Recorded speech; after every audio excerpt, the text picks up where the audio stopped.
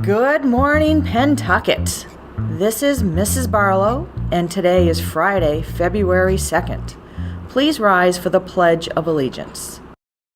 I pledge allegiance to the flag of the United States of America, and to the republic for which it stands, one nation, under God, indivisible, with liberty and justice for all. In sports scores this week, the boys hockey team defeated Masco 5-4, and the girls hockey team also won, shutting out Beverly Danvers 4-0. And a reminder for next week, on Wednesday the 7th, there will be a peer mentor meeting during second period. With the move to digital announcements, any feedback you have is gladly accepted. And if you want to hear these announcements again, check out Pentucket TV on YouTube. Thanks, and have a fantabulous Friday, and go Pats!